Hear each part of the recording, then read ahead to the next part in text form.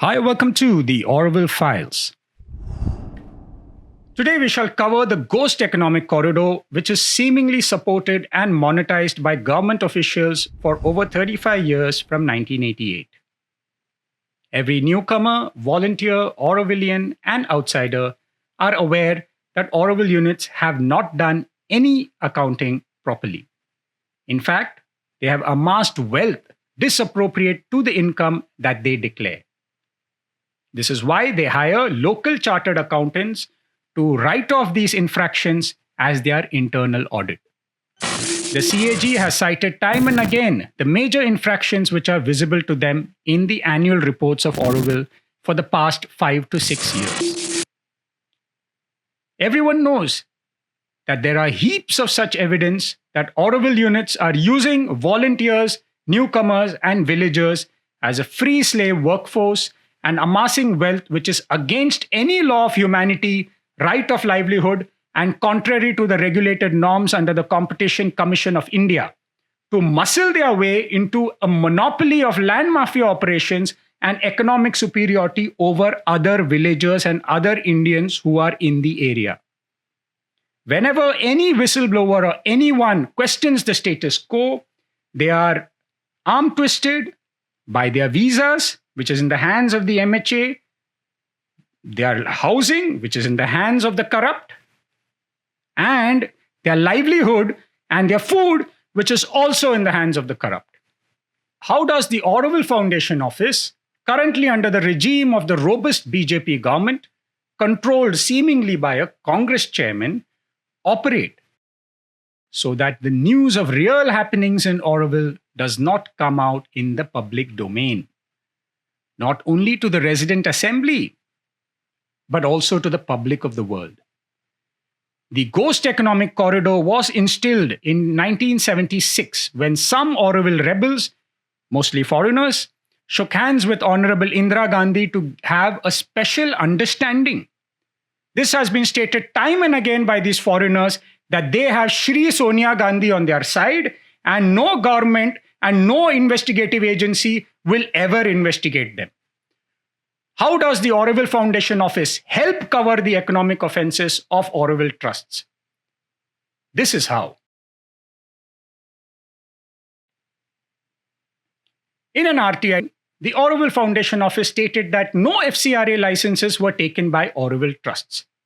Although this is not true, as according to the FCRA website, FCRA licenses were given to Auroville trusts and they were cancelled for FCRA violations. They have even replied to the same RTI that Auroville Trust's deeds are private information, citing a ludicrous exemption under Section 81J of the Right to Information Act 2005. Well knowing that the trusts of Auroville are registered under the India Trust Act and are public records. Furthermore, they have not replied to a CIC judgment order dated 11th March 2020 by the Central Information Commissioner, for which they were instructed to give details sought for within 20 days.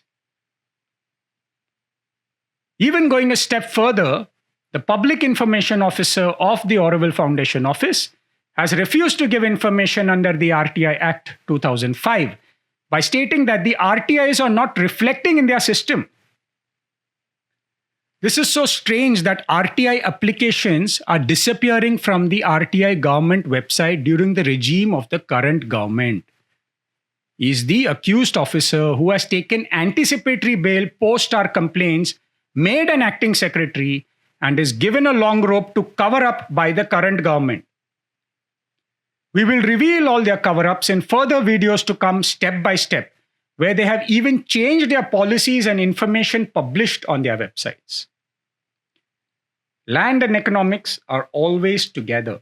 Various lands are quickly being transferred to private trusts, of which the trustees are the rebel Aurovillians or their families, who in their own words have a special understanding with Honorable Indira Gandhi and the entire Gandhi family. At the same time, these corrupt Aurovillians and their families spread gossip, no factual information, or no proper news or data or accounting is ever given to the residents of Auroville in their internal published media.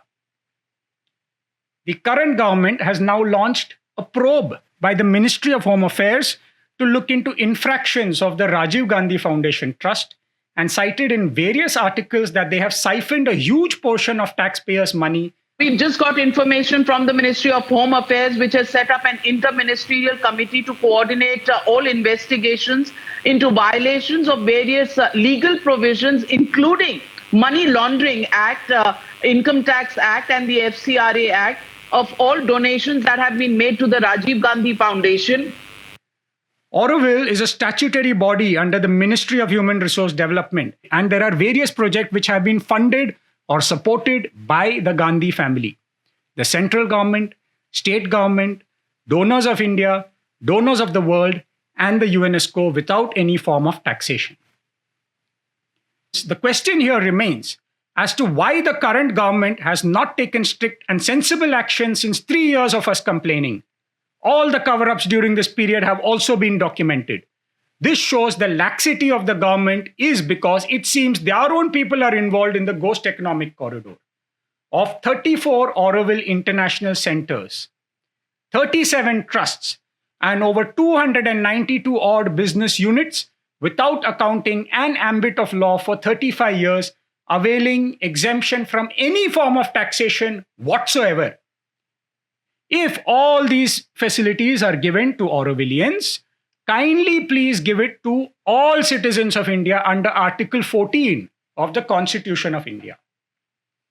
And the protection given by the Government of India is downright despicable to the corrupt Aurovillians, most of which are anti-nationals against our spiritual heritage and our country. They hire local Tamil people and other Indians and villagers to make them benamis and fund properties of which there is no accounting. This is because governments do not wish to put laws in motion suo moto, but also seem to be looking at political motives to take any kind of constructive steps. All of the above is still understated. We will reveal you more in coming videos, where we shall guide you step by step the modus operandi of these Auroville trusts who have siphoned crores under the nose of the resident assembly and the CAG and public of the world, showing glorious pictures and donation campaigns by their mainline media, which is purchased through MediaNet. This is why Auroville and all their economic offenses and everything has gone under the radar. And it has not been touched so far, since the same autonomy also protects the black money economic corridor. And donations and government grants and AVI donations disappear to their personal properties with a free slave workforce. In fact, it is porous enough to have done crores of hawala and backtracking of money, not only for Indians, but also foreigners who wish to whitewash their money, avail tax exemptions under ATG, FCRA norms, and tax exemptions in their own countries. In order to have an honest, transparent financial management, the chartered accountant should be appointed from a registered panel of auditors of the CAG directly, even if it matters for any internal audit of the Auroville Foundation, its assets, its units, or its trusts. What about the crores of money which has been siphoned in the past? Do you really think that the public of the world should just let go of it? We are going to reveal everything and factual documents step by step, more days to come. Subscribe to theaurovillefiles.com and follow us on Facebook at The Auroville Files. Goodbye for now. Take care. Oof. My God.